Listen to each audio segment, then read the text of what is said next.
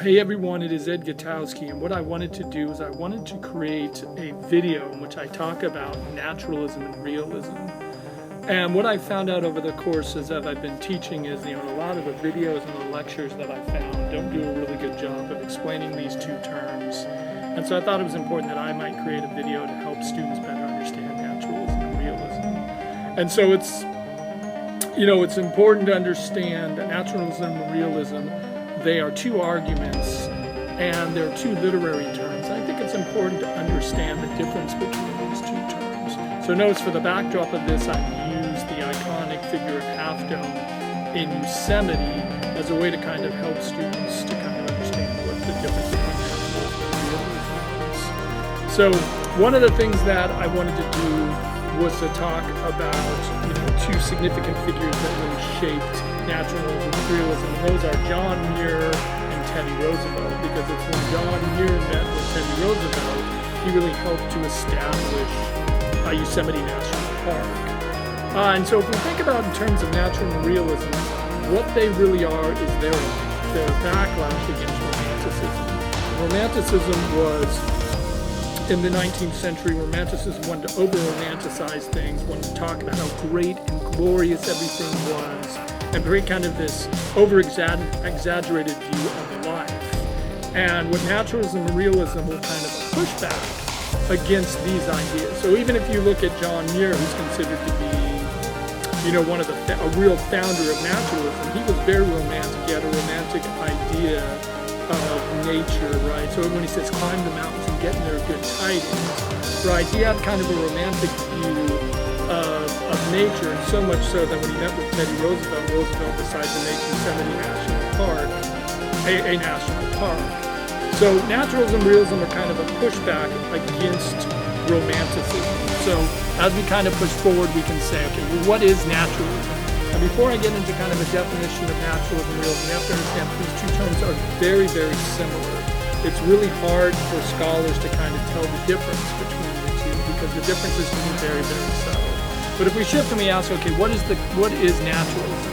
Well, naturalism, again, it's going to be a pushback against romanticism, but naturalism wanted to show life in an accurate and authentic way, right? It wanted to depict life and to some extent nature in the most realistic view as possible, as a way to escape romanticism. Naturalism doesn't want to romanticize nature or life. Naturalism wants to look at nature as realistically as possible. And naturalism kind of decided they wanted to look at life from a biological and scientific point of view. So nature can often be unforgiving. Man is looked as an animal rather than just a social being. And man can be viewed oftentimes as a homo sapien driven by their natural instincts rather than their critical thinking skills. Okay, that's a simple. So then we come down and we ask the question, what is realism? Well, realism wanted to show an accurate picture of life as possible, right? So again, there's that. That's how it's kind of similar to naturalism, showing a realistic picture of life, right? Realism wants to show the world and life as it really is. Again, it was a backlash against romanticism, and it wanted to describe people, society, and nature, or really any other situation so accurate that it's true to life.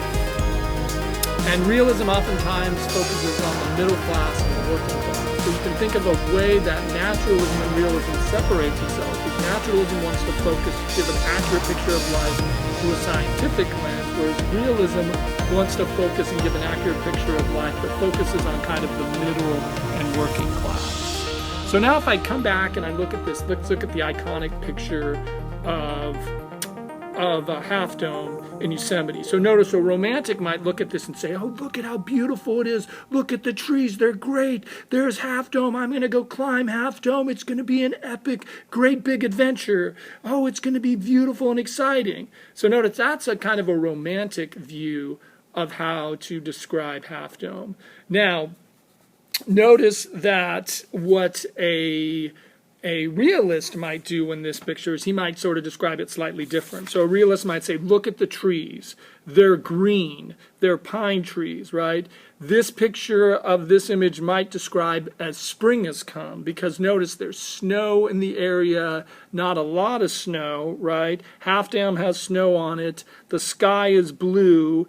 And some people might want to climb Half Dome at this time of year.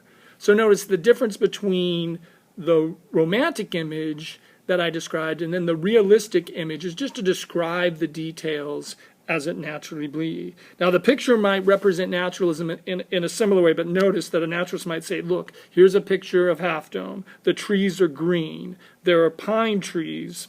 And these pine trees come from the Pinus family. White Half Dome has snow on it. It's a geological rock that was created by volcanic activity and glacial erosion. And because of the snow on top of Half Dome, it could cause climbers to slip and fall. So notice both naturalism and realism describe the picture as accurate, but then this picture, the naturalism might add some sort of scientific sort of facts in it to give an example of naturalism. So I want you to just kind of think of that in context as we analyze this picture here. How might we describe this picture as an example of naturalism or realism, right? So we look at that, and who do you think that is right there near that waterfall as you're looking at this picture? But notice, this picture might represent an example of naturalism if they were to say things like, there is a man who prepared for a hike. The jacket and shoes shows that he's prepared for his hike. There's a waterfall that seems to be overflowing. If the man gets too close to the waterfall, it could be dangerous. The picture is taken at Yosemite as there are large rocks that have shaped over 100 years. The rocks are wet and could be slippery. The man should continue with caution. So notice that might be a realistic picture. Now, realism might be slightly different, right? There's a man in a red jacket wearing jeans and hiking boots. He appears to be happy with a smile. Behind the man is a giant waterfall. The area is rocky and appears wet. The man should continue with caution. So those are kind of, I just want you to give you kind of a subtle idea of how we might describe things through a naturalistic or realistic image. And so what I want you to do is I want you to look at this picture, and we might recognize who this person is. What I want to know, is this picture a better example of naturalism and realism, and why?